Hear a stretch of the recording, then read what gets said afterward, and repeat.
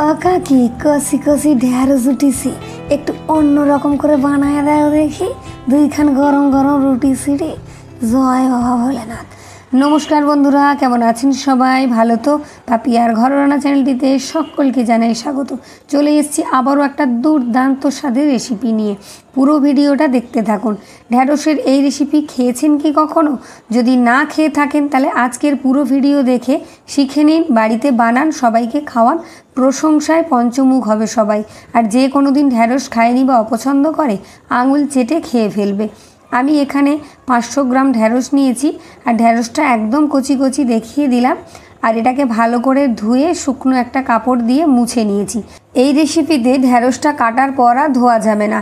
এমনিতেও ঢ্যাঁড়সের মধ্যে যে পিচ্ছিল পদার্থটা থাকে, তার জন্য ঢ্যাঁড়স আগে থেকে ভালো করে পরিষ্কার করে ধুয়ে মুছে কেটে নেওয়াই ভালো।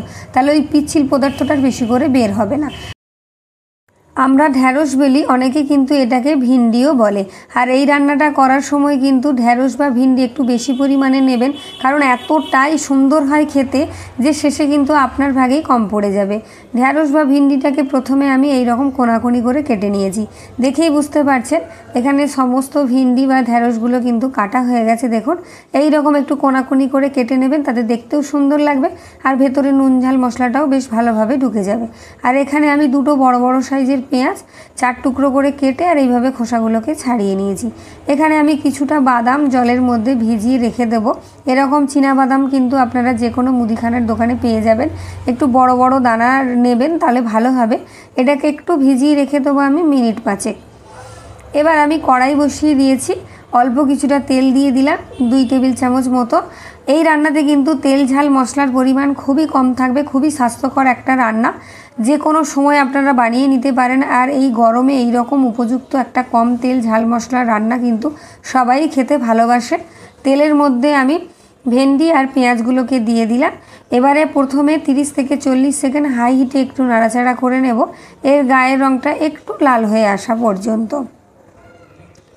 একটু নেড়ে চেড়ে নিয়েছি, দেখুন এর গায়ের রঙটা লাল লাল হয়ে গেছে। এবার এর মধ্যে আমি অল্প করে নুন দিয়ে দিলাম, সেটা আন্দাজ মতো আপনারা দিয়ে নেবেন।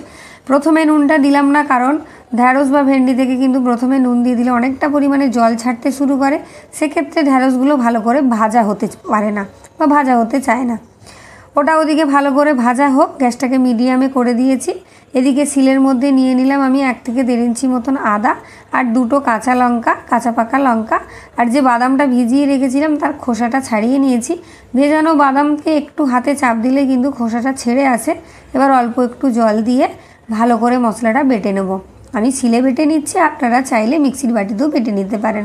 শিলে বাটা মশলা কিন্তু এখন আর বেশি কেউ খায় না, সময়ের অভাবে সবাই মেশিনেই বাটে।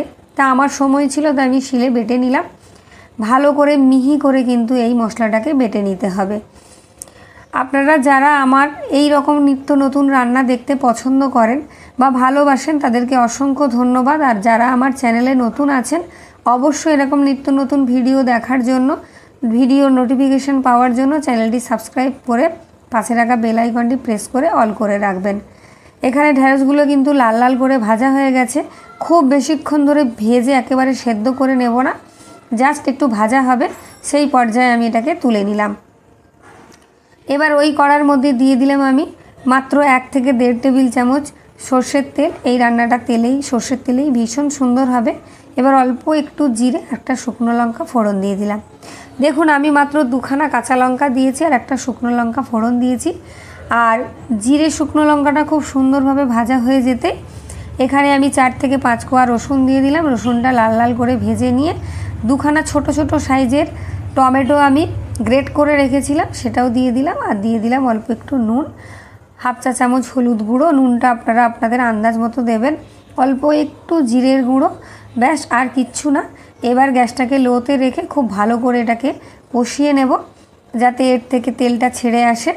আর মশলাটা কষানো হলে এর কাঁচা গন্ধটাও চলে যাবে। দেখুন, মশলাটা কিন্তু কষানো মোটামুটি হয়ে গেছে। এবার এর মধ্যে আমি দিয়ে দিলাম বাদাম, আদা আর কাঁচা লঙ্কা বাটাটা। এবার গ্যাসটাকে মিডিয়ামে রেখে খুব ভালো করে নাড়াচাড়া করে কষিয়ে নিতে হবে, কারণ বাদামটা কিন্তু কড়ার তলায় লেগে যেতে পারে। তাই ভালো করে নাড়াচাড়া, মানে কন্টিনিউ নাড়াচাড়া করে মশলাটাকে কষিয়ে নিতে হবে। এই সময় রঙটাকে একটু সুন্দর আনার জন্য দিয়ে দিলাম আমি হাফ চামচ কাশ্মীরি লঙ্কার গুঁড়ো, এটা ঝাল লঙ্কার গুঁড়ো নয়, ঝাল লঙ্কার গুঁড়ো আমি দিইনি, মানে শুকনো লঙ্কার গুঁড়ো যেটা বলেন আপনারা, সেটা দিইনি। আমি কাঁচা লঙ্কা বাটা দিয়ে রান্নাটা করছি। ভালো করে মশলাটাকে কষিয়ে নিতে হবে। আর কেমন হয়েছে ভিডিও শেষে কিন্তু একটা অবশ্যই কমেন্ট করে যাবেন, আর লাইক দিতে ভুলবেন না।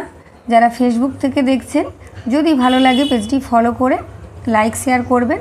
শেয়ার করে রাখলে কি হয়, ভিডিওটা আমার আর হারিয়ে যাবে না, পরে আপনারা দেখতে পাবেন। মশলা খুব সুন্দর করে কষানো হয়ে যেতেই ভেজে রাখা ঢ্যাঁড়স আর পেঁয়াজগুলো দিয়ে দিলাম। দিয়ে ভালো করে একটু কষিয়ে নিতে হবে, একটু নাড়াচাড়া করে নিতে হবে, বেশিক্ষণ নয়, 30-40 সেকেন্ড মতো নাড়াচাড়া করে নিতে হবে। দেখুন মশলাটা কিন্তু শুকনো শুকনো হয়ে গেছে, আর কড়ার তলায় কিন্তু ধরতে শুরু করেছে। এবার আমি একটা বাটির মাপ করে 2 বাটি জল দিয়ে দিলাম।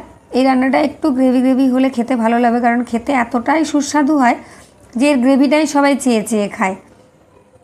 একবার না বানালে আপনারা বুঝতে পারবেন না যে কতটা সুস্বাদু হয়। দিয়ে এবার এটাকে ভালো করে নাড়াচাড়া করে ঢ্যাঁড়সের সাথে মিশিয়ে গ্যাসটাকে মিডিয়াম আঁচে রেখে ঢাকা দিয়ে এটাকে সেদ্ধ হতে দেব। 50% সেদ্ধ হয়ে গেছে, এটা ভাজতে ভাজতে আর 50% সেদ্ধ করে নেব। এই রান্নাটা করতে কিন্তু বেশিক্ষণ সময় একদম লাগে না, ঝটপট হয়ে যায়।